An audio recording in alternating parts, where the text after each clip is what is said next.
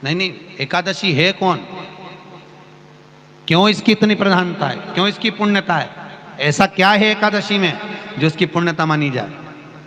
कौन है ये जो भगवान नारायण तक एकादशी का व्रत करते हैं?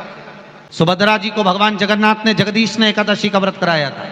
बद्रीनारायण भगवान को माता लक्ष्मी ने एकादशी का व्रत कराया था। क्यों? चंद्रायण एकादशी व्रत की माता। एकादशी है कौन? तो कहा जिसको व्रत करने पर भगवान नारायण भी जिसका व्रत करते हो, भगवान माता लक्ष्मी जिसका व्रत करती हो, वो एकादशी है कौन? तो शास्त्र वर्णन करता है महाराज, स्कंद पुराण का सुंदर चातुर्मास्य खंड के अंतर्गत वर्णन आया है महाराज। एक बार भगवान विष्णु आनंद में विराजमान थे, पद्मावती और माता लक्ष्मी दोनों उनके पास में विराजी हुई थी। भगवान लक्ष्मी और पद्मावती दोनों बैठी, एक सिर के पास, एक चरण के पास।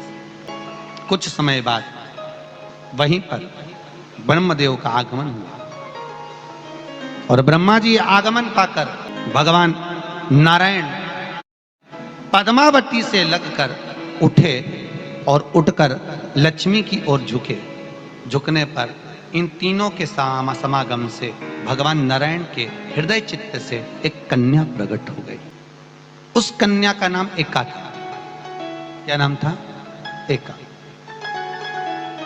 अब 10 उसके गुण इतने प्रबल थे, वो 10 गुण उसके बड़े प्रबल थे कि वो एका जिसको निहारती थी उसको संपदावान बना देती थी, जिसको देख लेती थी उसके जीवन में वो आनंद की अनुभूतियां करा देती थी। एका जिस मार्ग से जाती थी उस मार्ग के द्वार खोल देती थी। एका का पुण्य इतना पुण्य प्रखर। पद्मावती और लक्ष्मी ने कहा महाराज ये बेटी आपके द्वारा निर्मित हुई है, इसका कन्यादान करना चाहिए। हमारे यहाँ हिंदू धर्म में रीति है, जिस दिन कन्यादान करा जाता है उस दिन व्रत रखा जाता है। अब आजकल रखते कि नहीं रखते हो मालूम नहीं, और कन्यादान करते समय व्रत रखा जाता है। व्रत रखना, एका का कन्यादान करना है। भगवान बोले कन्यादान करें, किसको दें? एका किसको दी जाए? एका प्रदान किसको करी जाए? पुण्यता किसको दी जाए? भगवान नारायण ने उसी समय लक्ष्मी और पद्मा से पूछा, तुम एकादशी के दिन जब आप जल शंकर को चढ़ाने तो रोज ही जाते हैं, जब एकादशी का दिन रहे और शंकर जी के मंदिर में आप जल समर्पित करें तो 3 बार मुख से स्वधा स्वधा स्वधा या स्वधा स्तोत्र का पाठ, जिसमें 12 श्लोक। 2-4 हैं, पैसा तो आ रहा है पर घर में टिक नहीं रहा। डॉक्टर में, पुलिस में, एक्सीडेंट आदि में, कहीं गलत जगह पर, व्यसन में अगर पैसा जा रहा है, जुए में, मांसाहार, मदिरा पान, या कहीं आया पैसा, पैसा आने में कमी नहीं, आ रहा है पर टिक नहीं रहा, रुक नहीं रहा। कोई मांगने आ गया, दे दिया, फिर वहां से अपने पास नहीं आ रहा, अपन कह रहे हैं भैया हमारा पैसा लौटा दो, नहीं आ रहा।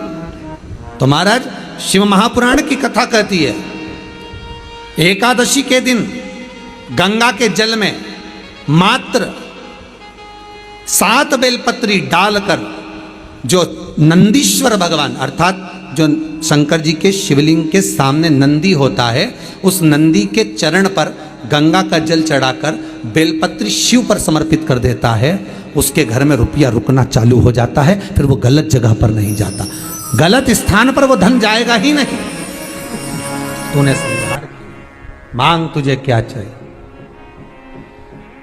एकादशी ने भगवान विष्णु से कहा, नाथ प्रभु वर दे दो, मृत्यु लोक में जो मनुष्य मेरा व्रत करेगा, चाहे जलचर, थलचर, वायुचर या सांसारिक मनुष्य, मेरा अगर एकादशी का व्रत करेगा, प्रभु उसके यहाँ धन धान्य वैभव सुख संपदा बढ़ेगी और उस जीवात्मा को नरक नहीं भोगना पड़ेगा, सीधे वैकुंठ का उसको वास मिलेगा। जब जीव आत्मा को लेकर चला जाएगा, यम के दूत जब बंदी बनाकर ले जा रहे होंगे उस जीवात्मा को, जिसके प्राण छूटे होंगे, यम के दूत जब बंदी बनाकर ले जा रहे होंगे, तब मुझे वर दो कि मैं इसका हाथ पकड़कर बेतरनी से पार उतार कर सारे नरकों से निकालती हुई आपके धाम में लेकर आऊं। भगवान ने वर दे दिया, तथास्तु। हे एकादशी सुनो, मृत्यु लोक का मनुष्य अन्न का त्याग कर कर, क्योंकि अन्न में एकादशी के दिन पाप पुरुष रहता है, अन्न का त्याग कर कर एकादशी के दिन जो मनुष्य तुम्हारा व्रत धारण करेगा, उस व्रत को करेगा और उस व्रत को धारण करेगा, उसकी मनोकामना पूर्ण होकर वो मेरे ही धाम को जाएगा। ये तो हुआ एकादशी के जन्म की कथा। एकादशी के दिन गंगा के जल में मात्र 7 बेलपत्री डालकर जो नंदीश्वर भगवान अर्थात जो शंकर जी के शिवलिंग के सामने नंदी होता है, उस नंदी के चरण पर गंगा का जल चढ़ाकर बेलपत्री शिव पर समर्पित कर देता है, उसके घर में रुपया रुकना चालू हो जाता है। फिर वो गलत जगह पर नहीं जाता, गलत स्थान पर वो धन जाएगा ही नहीं। बेटा अगर व्यसन में पड़ा हुआ है, मदिरापान में पड़ा हुआ है, मांसाहार में, जुए आदि में जा रहा है, तुम्हें लग रहा है कि मेरा बेटा गलत मार्ग पर जा रहा है, ये मित्र दोस्ती गलत हो रही है, वो सही जगह पर आ जाए। करना है एकादशी।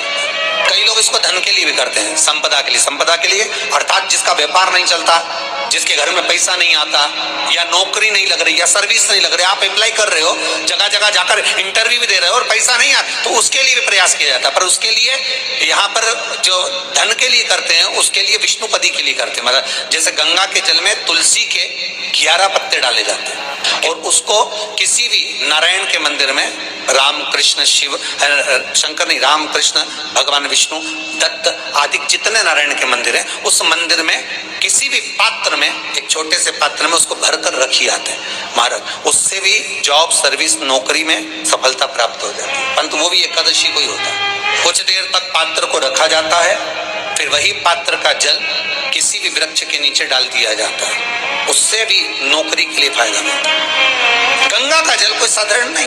दशमी, एकादशी और द्वादशी, इन 3 तिथियों पर एक रोटी में थोड़ा सा मीठा रखकर सोमक पितृ का नाम लेकर यदि गाय को खिला दिया जाता है, तो अगर कोई पूर्वज प्रेत योनि में भी पड़ा हुआ होता है, भटक रहा होता है, जिसको पिंड नहीं मिला, जो अचानक मर गया होता है, अधोगति में चले गया होता है, उस जीव की मुक्ति दशमी, एकादशी और द्वादशी, ये 3 दिन सोमक पितृ का नाम लेकर रोटी में, पूड़ी में मीठा रखकर अगर गाय को खिला दिया जाता है ये 3 दिन तक, तो वो पितृ कभी भटकते नहीं है, उनको मुक्ति प्राप्त हो जाती है, मोक्ष में।